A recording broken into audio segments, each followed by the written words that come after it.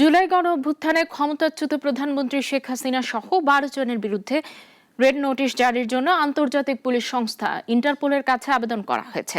বিদেশে পলাতক ওই ব্যক্তিদের বিরুদ্ধে রেড নোটিশ জারি করতে ইন্টারপোলের কাছে পৃথক ৩টি ধাপে আবেদন করেছে বাংলাদেশ পুলিশের ন্যাশনাল সেন্ট্রাল ব্যুরো এনসিবি।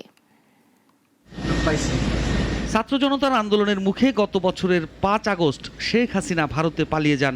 এখনও সেখানেই অবস্থান করছেন তিনি। ভারতের সঙ্গে বাংলাদেশের বন্দি প্রত্যর্পণ চুক্তি রয়েছে। এই চুক্তির আওতায় তাকে ফেরত আনতে বাংলাদেশ সরকার আনুষ্ঠানিকভাবে ভারতের কাছে আবেদনও করেছে। এবার শেখ হাসিনা সহ ১২ জনের বিরুদ্ধে ইন্টারপোলের কাছে রেড নোটিশ জারির আবেদন করেছে পুলিশ।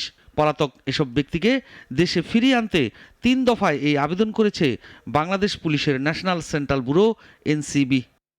শেখ হাসিনা সহ যাদের বিরুদ্ধে রেড নোটিশ জারির আবেদন করা হয়েছে তারা হলেন আওয়ামী লীগের সাধারণ সম্পাদক এবং সাবেক সড়ক পরিবহন ও সেতুমন্ত্রী ওবায়দুল কাদের, সাবেক স্বরাষ্ট্রমন্ত্রী আসাদুজ্জামান খান, সাবেক মুক্তিযুদ্ধ বিষয়ক মন্ত্রী আকম মোজাম্মেল হক, সাবেক পররাষ্ট্রমন্ত্রী হাসান মাহমুদ, সাবেক বস্ত্র ও পাট মন্ত্রী জাহাঙ্গীর কবির নানক, সাবেক শিক্ষামন্ত্রী মহিবুল হাসান চৌধুরী, ঢাকা দক্ষিণ সিটি কর্পোরেশনের সাবেক মেয়র শেখ ফজলে নূর তাপস, সাবেক প্রধানমন্ত্রীর প্রতিরক্ষা বিষয়ক উপদেষ্টা মেজর জেনারেল অবসরপ্রাপ্ত তারিক আহমেদ সিদ্দিক, সাবেক বিদ্যুৎ প্রতিমন্ত্রী নসরুল হামিদ বিপু, সাবেক তথ্য প্রতিমন্ত্রী মোহাম্মদ আলী আরাফাত ও সাবেক আইজিপি বেনজির আহমেদ।